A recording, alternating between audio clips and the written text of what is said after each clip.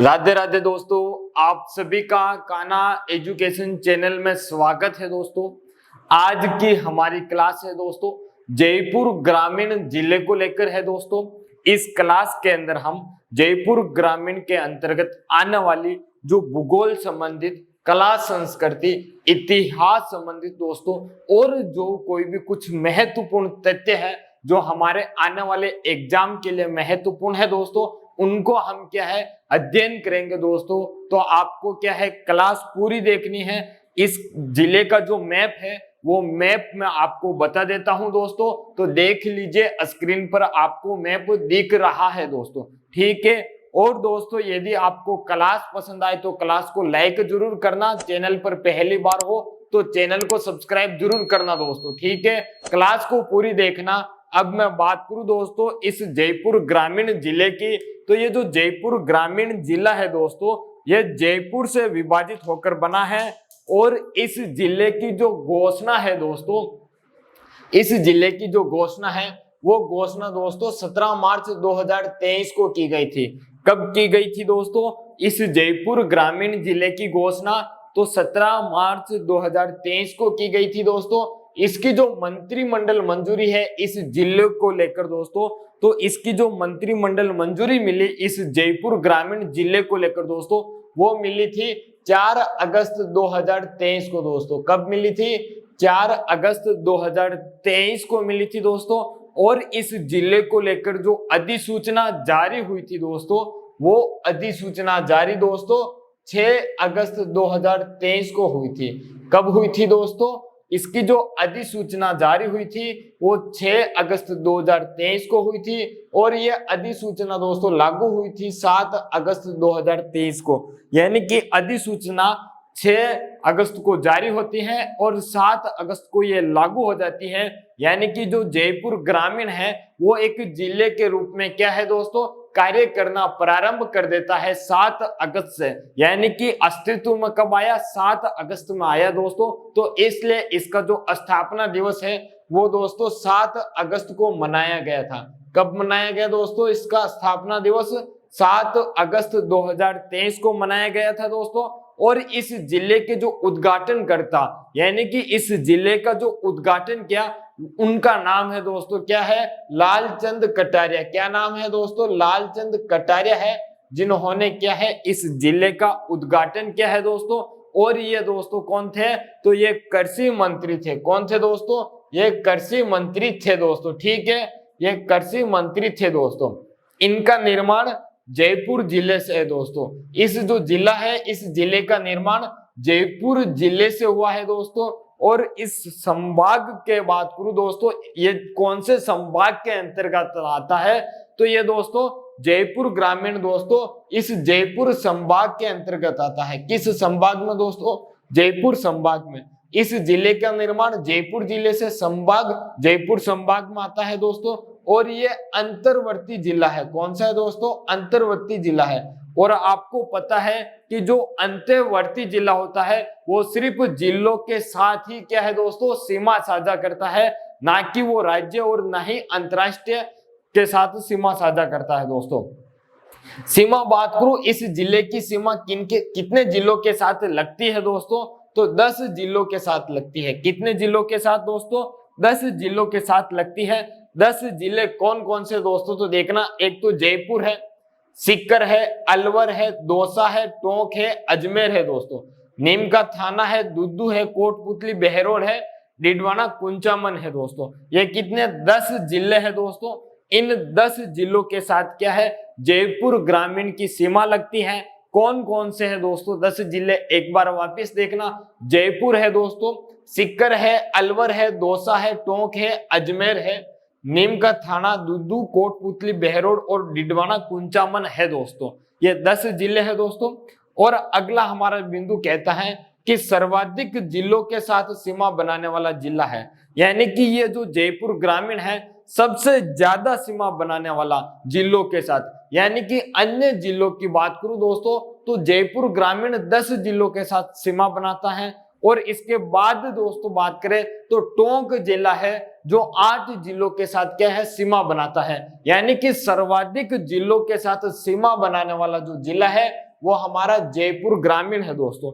अब आप सोच रहे होंगे कि सर ने हमें क्या है अन्य जिलों में तो प्रथम कलेक्टर और प्रथम पुलिस अधीक्षक बताया, लेकिन इसका कुछ नहीं बताया दोस्तों। तो मैं बता देता हूं कि इसका जो जिला मुख्यालय है, अभी तक वर्तमान में जो जिला मुख्यालय इसका दोस्तों कौन सा है, तो इसका जिला मुख्यालय जयपुर ही है।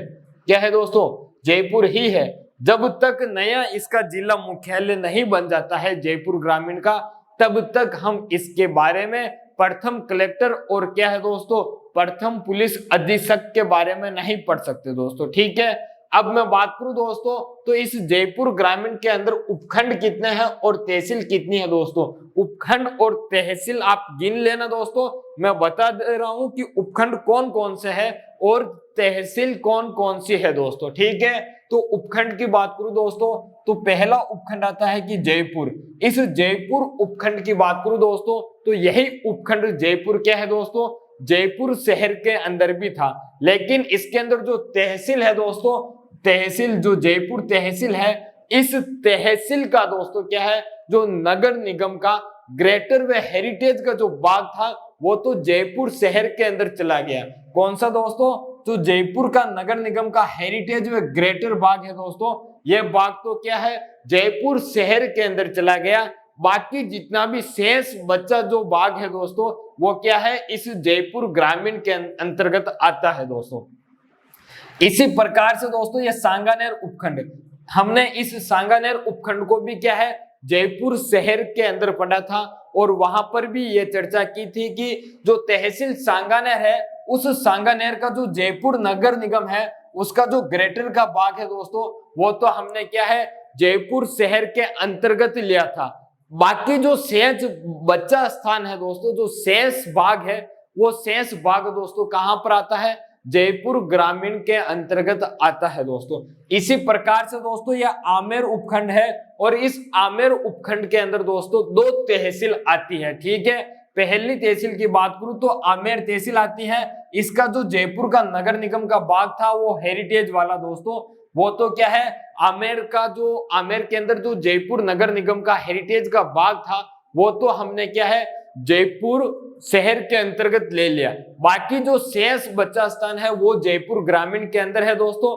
और दूसरी तहसील की बात करूं तो वो है जालसू। कौन सी है दोस्तों, जालसू तहसील है। ठीक है दोस्तों, अब मैं बात करता हूं दोस्तों कालवाड़ उपखंड की। किसकी दोस्तों, कालवाड़ उपखंड की। और तहसील कालवाड़ का नगर निगम जयपुर का दोस्तों कौन सा, ग्रेटर बाग।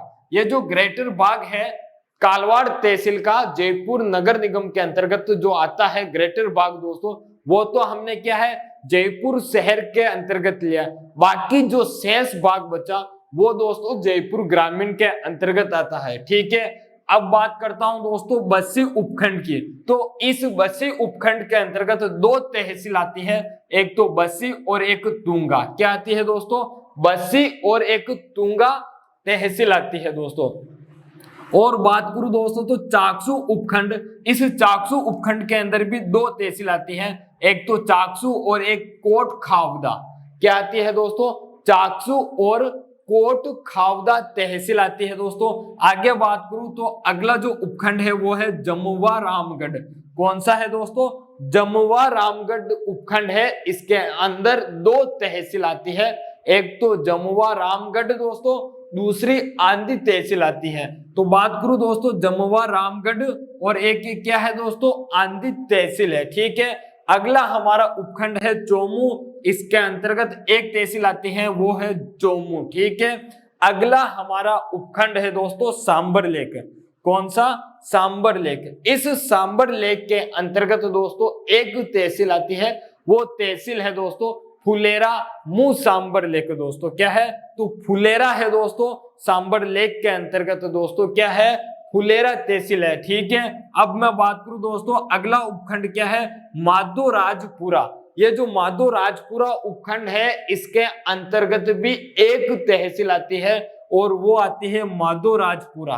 क्या आती है दोस्तों, माधोराजपुरा आती है। अगली उपखंड की बात करूं दोस्तों तो रामपुरा डाबड़ी है। क्या है दोस्तों, रामपुरा डाबड़ी है। इस रामपुरा डाबड़ी के अंतर्गत आने वाली तहसील की बात करूं दोस्तों तो रामपुरा डाबड़ी ही आती है। अगली यदि मैं तहसील की बात करूं दोस्तों तो किशनगढ़ रेनवाल। इस किशनगढ़ रेनवाल उपखंड की बात करूं तो दोस्तों इसके अंतर्गत भी एक तहसील आती है और वो तहसील है दोस्तों किशनगढ़ रेनवाल। कौन सी है दोस्तों? किशनगढ़ रेनवाल है। और अगला जो हमारा उपखंड है दोस्तों वो उपखंड है जोबनेर। कौन सा दोस्तों? जोबनेर उपखंड है। और इस जोबनेर उपखंड के अंतर्गत दोस्तों जोबनेर तहसील आती है। ठीक है दोस्तों। अगला जो हमारा उपखंड है दोस्तों वो है शाहपुरा। कौन सा दोस्तों? शाहपुरा है। और इस शाहपुरा उपखंड के अंतर्गत आने वाली तहसील की बात करूं दोस्तों तो वो तहसील है शाहपुरा तहसील। कौन सी तहसील दोस्तों? शाहपुरा तहसील है दोस्तों। यहां तक तो हमने क्या है जयपुर जिले, जो जयपुर ग्रामीण जिला है दोस्तों उसके बारे में बेसिक जानकारी देखी है दोस्तों। अब हम आगे विस्तृत बात करेंगे दोस्तों। और ये क्लास भी दोस्तों क्या है जो जयपुर ग्रामीण जिला है इसको भी हम दो भागों में, दो पार्ट के अंदर पढ़ेंगे, ताकि जो जानकारी, जो तथ्य है दोस्तों वो एक साथ आपको क्या है इतने इकट्ठे प्राप्त ना हो जिससे आपको क्या है भारी भरकम लगे, बोझ लगे दोस्तों समझने में और याद करने में। दोस्तों क्लास भी क्या है एक साथ लेने से बड़ी हो जाती है दोस्तों। ठीक है, तो हम इसको दो भागों में लेके आएंगे। पहला भाग आज है जिसके अंतर्गत हम सामान्य चीजें भी देखी है और अभी आगे देखेंगे दोस्तों। इससे पहले यदि आपको क्लास पसंद आई हो तो लाइक करें, चैनल पर पहली बार हो तो चैनल को सब्सक्राइब जरूर करें दोस्तों। ठीक है, इसका स्क्रीनशॉट लेना चाहते हो दोस्तों तो स्क्रीनशॉट जरूर ले लो दोस्तों, फिर हम आगे की चर्चा करते हैं। ठीक है दोस्तों, हम आगे बढ़ते हैं। तो हमारा अगला बिंदु यह है कि जो जयपुर ग्रामीण है इसका जिला मुख्यालय दोस्तों क्या है? जयपुर है। यानी कि जो जयपुर ग्रामीण है तो इसका जो जिला मुख्यालय है दोस्तों वो क्या है? जयपुर होगा दोस्तों। ठीक है, जयपुर ग्रामीण का कोई जिला मुख्यालय जयपुर ग्रामीण के अंतर्गत नहीं बनाया गया है, बल्कि जो जयपुर था जयपुर को ही क्या है इसका जिला मुख्यालय माना गया है दोस्तों। ठीक है, इस जयपुर ग्रामीण के अंतर्गत विधानसभा सीटें की बात करूं दोस्तों तो 6 सीटें आती है। कितनी दोस्तों? 6 सीटें आती है। कौन कौन सी आती है दोस्तों देखना, एक तो आती है बस्सी, एक आती है चोमू, एक आती है जमुआ रामगढ़, एक है चाकसू, फुलेरा, शाहपुरा। 6 विधानसभा सीटें है दोस्तों।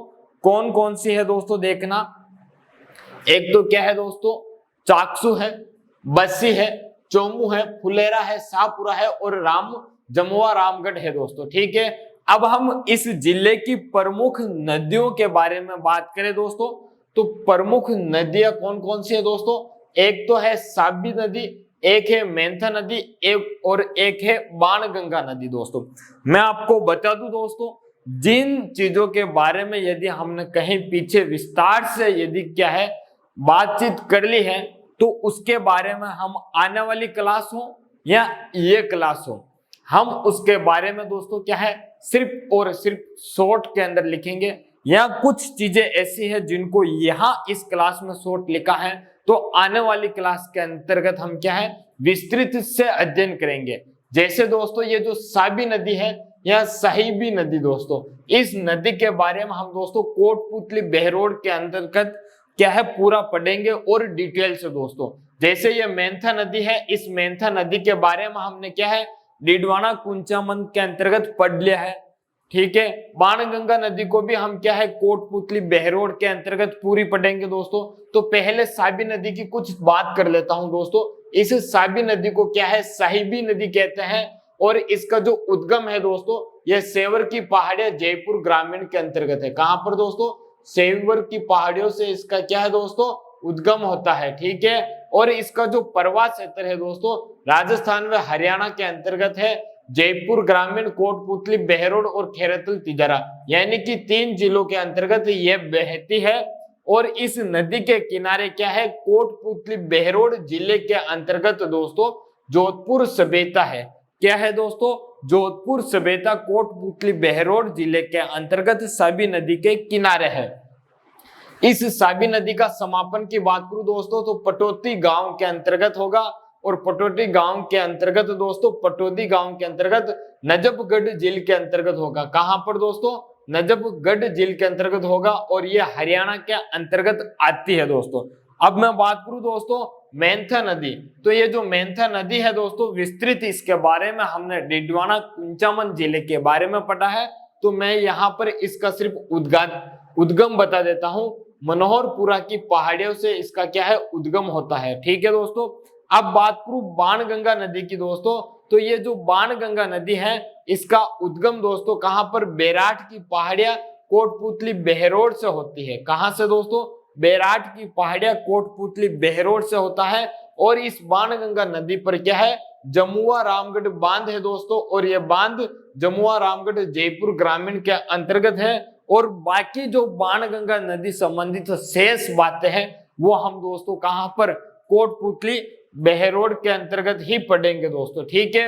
अब हम बात करते हैं अगले बिंदु पर, तो हमारा अगला बिंदु है जमुआ रामगढ़ अभ्यारण्य दोस्तों। कौन सा अभ्यारण्य है, जमुआ रामगढ़ अभ्यारण्य है दोस्तों, और ये अभ्यारण्य जयपुर ग्रामीण के अंतर्गत आता है। कहां पर दोस्तों, जयपुर ग्रामीण जिले के अंतर्गत दोस्तों जमुआ रामगढ़ अभ्यारण्य है, जिसकी स्थापना दोस्तों क्या है, 31 मई 1982 को की गई थी। जिसकी स्थापना कब की गई दोस्तों, 31 मई 1982 को जमुआ रामगढ़ की क्या है, स्थापना की गई दोस्तों। अब मैं बात करूं दोस्तों अगले बिंदु पर, तो इस जमुआ रामगढ़ अभ्यारण्य के अंतर्गत ही अगला बिंदु है हमारा कि यहाँ पर बगेरा, चीतल, जंगली सुअर और नीलगाय पाई जाती है दोस्तों। क्या पाई जाती है, एक तो बगेरा पाया जाता है, एक चीतल पाया जाता है दोस्तों, एक जंगली सुअर पाया जाता है और नीलगाय पाई जाती है दोस्तों। ठीक है। इस जमुआ रामगढ़ अभ्यारण्य के अंतर्गत दोस्तों एक झील है, उस झील का नाम है हवा हौदी झील। क्या नाम है दोस्तों, हवा हौदी झील है दोस्तों। ठीक है।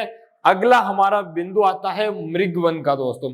कौन सा आता है, मृगवन का आता है। और मृगवन के अंतर्गत हम पढ़ते हैं संजय उद्यान मृगवन दोस्तों। कौन सा, संजय उद्यान मृगवन दोस्तों। इसकी स्थापना 1986 के अंतर्गत की गई है। जो संजय उद्यान मृगवन है दोस्तों, इसकी स्थापना 1986 में दोस्तों की गई है और यह शाहपुरा के अंतर्गत है। और यह शाहपुरा कहाँ आता है दोस्तों, जयपुर ग्रामीण के अंतर्गत आता है दोस्तों। एक शाहपुरा जिला अलग है दोस्तों, पहले वो भीलवाड़ा जिले का अंतर्गत तहसील का हिस्सा हुआ करता था शाहपुरा, अब वो जिला बन चुका है दोस्तों। और ये जो शाहपुरा है ये जयपुर ग्रामीण के अंतर्गत आता है दोस्तों। अब मैं बात करूं दोस्तों जमुआ रामगढ़, ये जो जमुआ रामगढ़ है दोस्तों, इसकी कुछ खास विशेष बातें क्या है इस जमुआ रामगढ़ की, इसके बारे में मैं बताता हूं, आपको ध्यान से सुनना और समझना दोस्तों। ठीक है। तो इस जमुआ रामगढ़ की बात करें दोस्तों, तो ये जो जयपुर कछावा राजवंश था उसकी ये प्राचीन राजधानी रही थी। क्या रही थी दोस्तों, जयपुर कछावा शासकों की, जो जयपुर के कछावा शासक है उनकी प्राचीन राजधानी रही थी दोस्तों ये जमुआ रामगढ़। इस जमुआ रामगढ़ के अंतर्गत दोस्तों एक नागरिक प्रशिक्षण संस्थान है दोस्तों। क्या है दोस्तों, नागरिक प्रशिक्षण संस्थान है। क्या है दोस्तों, नागरिक प्रशिक्षण संस्थान है। और इस जमुआ रामगढ़ के अंतर्गत दोस्तों 750 वर्ष से भी अधिक 750 वर्ष से भी अधिक क्या है दोस्तों, चांदी के सिक्के मिले हैं, 82 सिक्के मिले थे। कितने दोस्तों, 750 वर्ष से अधिक पुराने दोस्तों चांदी के 82 सिक्के मिले हैं। कितने, 82 सिक्के मिले हैं 750 वर्ष पुराने जमुआ रामगढ़ से दोस्तों। और बात करूं दोस्तों तो इस जमुआ रामगढ़ को क्या है, ढूंढाड़ का पुष्कर कहा जाता है। क्या कहा जाता है दोस्तों, जमुआ रामगढ़ को ढूंढाड़ का पुष्कर कहा जाता है दोस्तों। और बात करूं दोस्तों तो अगला बिंदु आता है हमारा फुलेरा। ये फुलेरा कहां पर है दोस्तों, तो जयपुर ग्रामीण जिले के अंतर्गत है। तो इस फुलेरे की जो कुछ खास बात है उस बात को हम देखते हैं दोस्तों। तो यहाँ पर दोस्तों क्या है, एक तो एशिया का, क्या है दोस्तों, एशिया का सबसे बड़ा मीटर गेज रेलवे यार्ड स्थित है दोस्तों। जो एशिया का दोस्तों, एशिया के अंतर्गत सबसे बड़ा जो रेलवे का मीटर गेज है दोस्तों, वो रेलवे का मीटर गेज यार्ड स्थित है यहाँ पर फुलेरा के अंतर्गत दोस्तों। ठीक है। और बात करूं तो दोस्तों फुलेरा की क्या है, रास लीला प्रसिद्ध है। क्या है दोस्तों, जो फुलेरा है इस फुलेरा की रास लीला प्रसिद्ध है दोस्तों, ध्यान रखना। ठीक है दोस्तों, अब मैं बात करूं दोस्तों तो यहाँ पर जो खनिज है, इन खनिजों की, तो जयपुर ग्रामीण के अंतर्गत दोस्तों दो प्रकार के खनिज मुख्यतः पाए जाते हैं दोस्तों। तो एक खनिज है डोलामाइट खनिज। कौन सा दोस्तों, डोलामाइट खनिज है, ये मुख्यतः दोस्तों जयपुर ग्रामीण जिले के अंतर्गत निकलता है। इस डोलामाइट खनिज के बारे में हमने दोस्तों जयपुर जिले के अंदर भी बात की थी। ठीक है दोस्तों, अब मैं बात करता हूं लोहे एस्क की। तो लोहे एस्क भी दोस्तों क्या है, इस जयपुर ग्रामीण जिले से निकलता है। और कहां से निकलता है उसके बारे में बात करें दोस्तों, तो एक तो निकलता है चोमू से और दूसरा निकलता है मोरिजा बानोला से। यानी कि जो लोहे एस्क है दोस्तों, ये एक तो चोमू से और क्या है दोस्तों, मोरिजा बानोला से निकलता है। यानी कि लोहे एस्क दोस्तों दो जगह से निकलता है जयपुर ग्रामीण के अंतर्गत दोस्तों, चोमू और मोरिजा बानोला से। ठीक है दोस्तों, अब हम बात करते हैं दोस्तों राज्य का प्रथम सीमन बैंक कहां पर है। सीमन बैंक की बात करूं दोस्तों तो राज्य का प्रथम सीमन बैंक कहां पर है दोस्तों, तो ये राज्य का प्रथम सीमन बैंक दोस्तों कहां पर है, बस्सी के अंतर्गत आता है। कहां पर है दोस्तों, बस्सी है।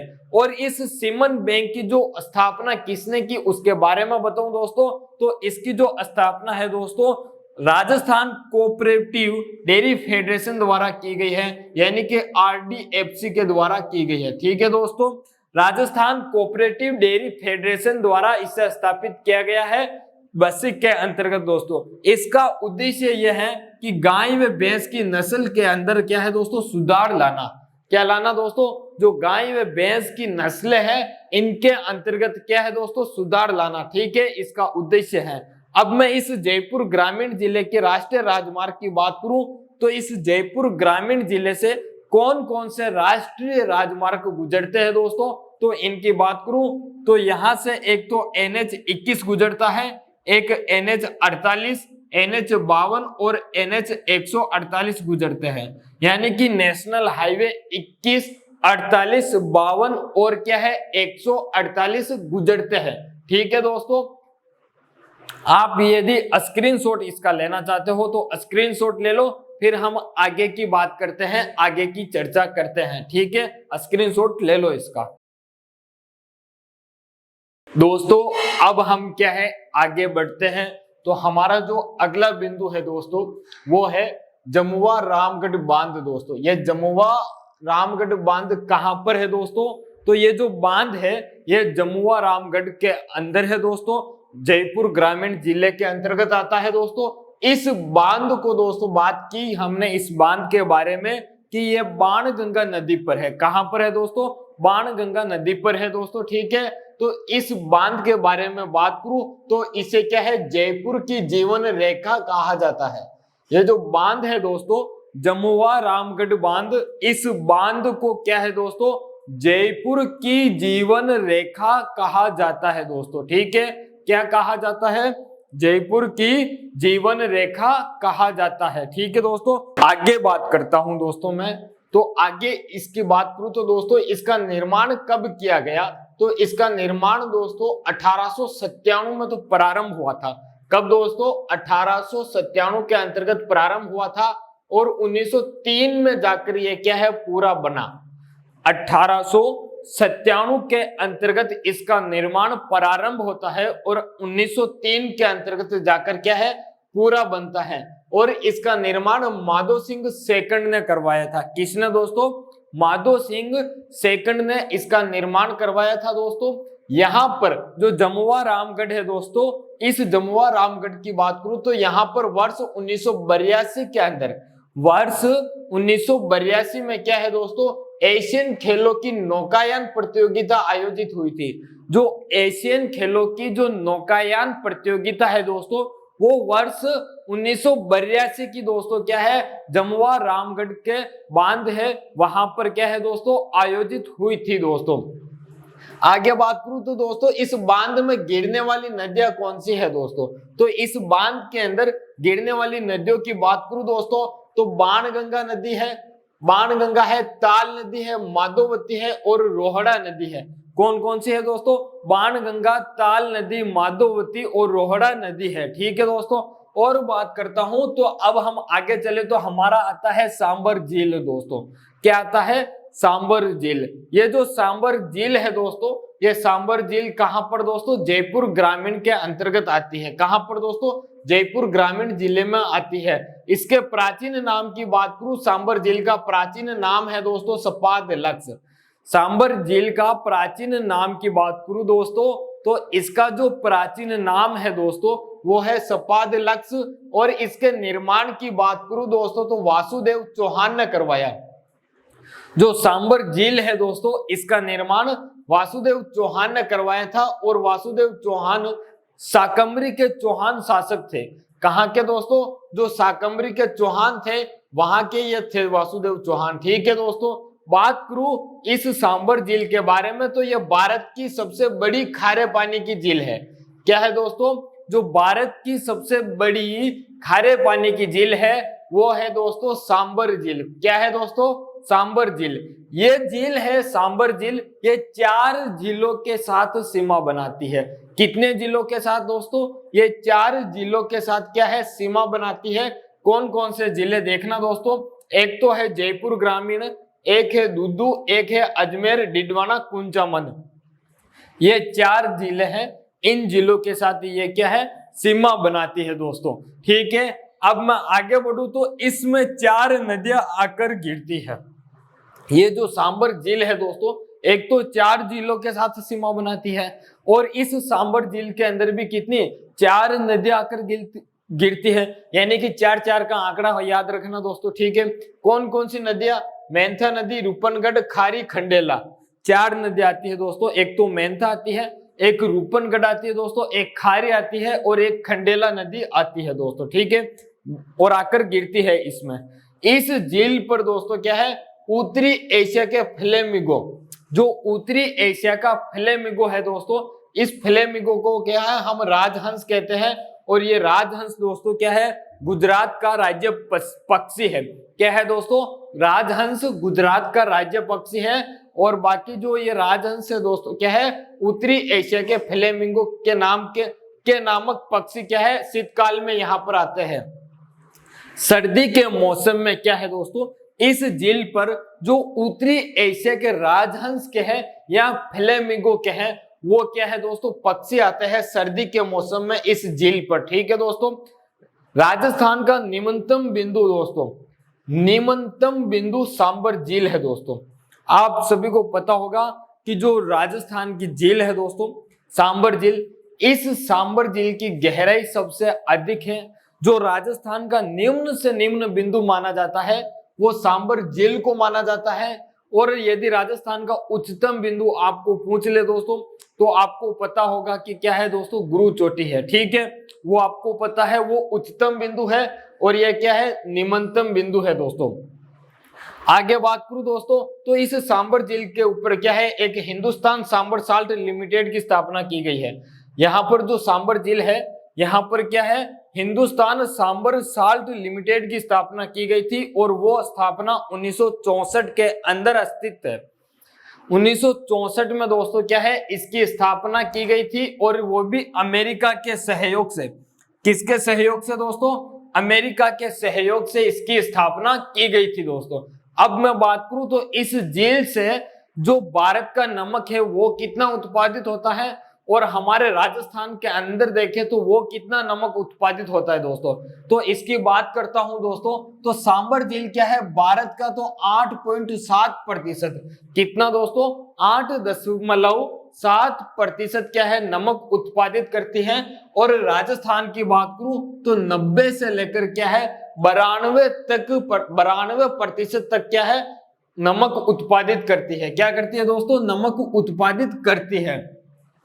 दोस्तों इस सांबर झील में विशेष प्रकार के शैवाल पाए जाते हैं। कौन से शैवाल दोस्तों? विशेष प्रकार के शैवाल पाए जाते हैं जिनका उपयोग करके क्या है? नाइट्रोजन युक्त खाद बनाई जाती है।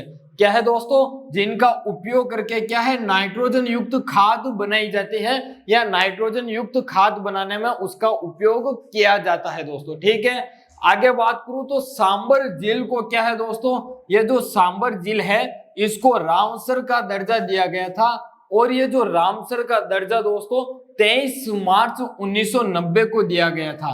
कब दिया गया दोस्तों इसको रामसर का दर्जा, तो 23 मार्च 1990 को दिया गया था दोस्तों। और ये जो सांबर झील है दोस्तों ये क्या है, अकबर की विवाह स्थली है दोस्तों। और यहाँ पर अकबर का विवाह हरकाबाई से, जो बारमल की पुत्री है दोस्तों, उससे हुआ था। ठीक है, अब मैं बात करता हूं दोस्तों बसी स्थान की।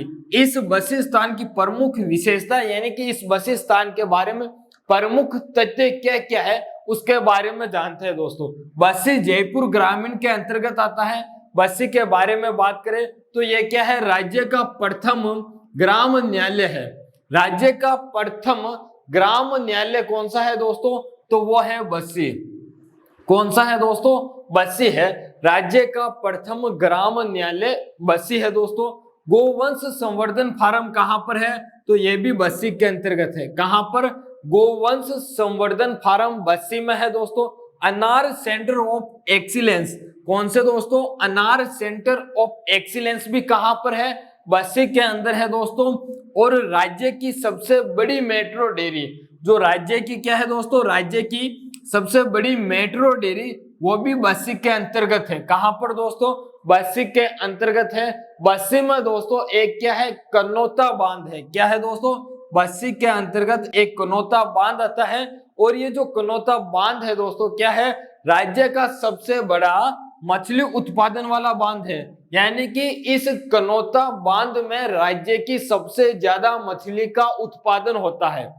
सबसे ज्यादा मछली का उत्पादन कहां पर होता है दोस्तों, कनौता बांध के अंदर होता है। और वो बसी के अंदर है दोस्तों। ठीक है, अगला बिंदु इस बसी का बात करूं तो दोस्तों यहाँ पर क्या है, जैतून पार्क है।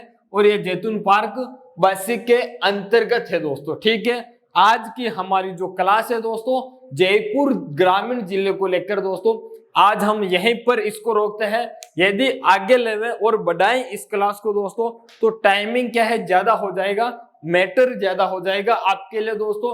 आप देखते देखते बोर हो जाओगे, इन तथ्यों को बोर इसलिए हो जाओगे क्योंकि दोस्तों मैं सिर्फ और सिर्फ फैक्ट की बात करता हूं, तथ्य की बात करता हूं, बिना बात कोई बात ही नहीं करता दोस्तों। अनावश्यक बात करना मुझे क्लास के अंदर पसंद ही नहीं है। जो काम की बात है करी और कही, ठीक है दोस्तों, काम हो गया, बात खत्म। इससे ज्यादा मैं कोई बात ही नहीं करता हूं। ठीक है दोस्तों, इसका स्क्रीनशॉट लेना चाहते हो तो आप ले लेना दोस्तों। मैं बोर्ड पे पहले इसलिए लिखता हूं दोस्तों, लिखने का मेरा दो कारण है। पहला कारण ये कि जो मुझे आपको पढ़ाना है, जो आपको मुझे देना है वो मैं दे पाऊं सही ढंग से, और जिस प्रकार से देना है वो उस प्रकार से दे पाता हूं। जिस प्रकार से मुझे आपको नोट्स के रूप में देने हैं तो उस प्रकार से लिख दे, और जो मैटर देना है वो सारा लिख दिया, फिर आपको दे रहा हूं दोस्तों। दूसरा ये है कि मैं यदि इनको ना लिखूं और डायरेक्ट शुरू कर दूं दोस्तों पढ़ाना, तो हो सकता है कुछ बिंदु छूट जाए जो देना आवश्यक है और शायद वही परीक्षा में आ जाए। तो इसलिए ऐसी कोई रिस्क नहीं लेते हैं, सीधा नोट्स बना रखे हैं हमने, काम चल रहा है दोस्तों, डिजिटल रूप में भी पीडीएफ के रूप में तैयार हो रहे हैं दोस्तों। चिंता ना करें, हो जाएंगे, बहुत जल्द मिलेंगे आपको। क्योंकि दोस्तों अभी जो बीकानेर है उसके अंदर वापिस क्या है, अनूपगढ़ की तहसील वापिस मिला दी, 2 तहसीलें जो बीकानेर से ली थी वापिस मिला दी। और दोस्तों क्या है, जो भीलवाड़ा जिले से शाहपुरा अलग हुआ, तो शाहपुरा से दोस्तों जो काछोला तहसील है, उस काछोला तहसील के कुछ पटवार मंडल दोस्तों क्या है, भीलवाड़ा के अंदर वापस शामिल किए हैं, भीलवाड़ा जिले के अंदर। तो क्या है, इधर कुछ फेरबदल हुआ है तो उनको भी वापस संतुलित करना पड़ रहा है दोस्तों।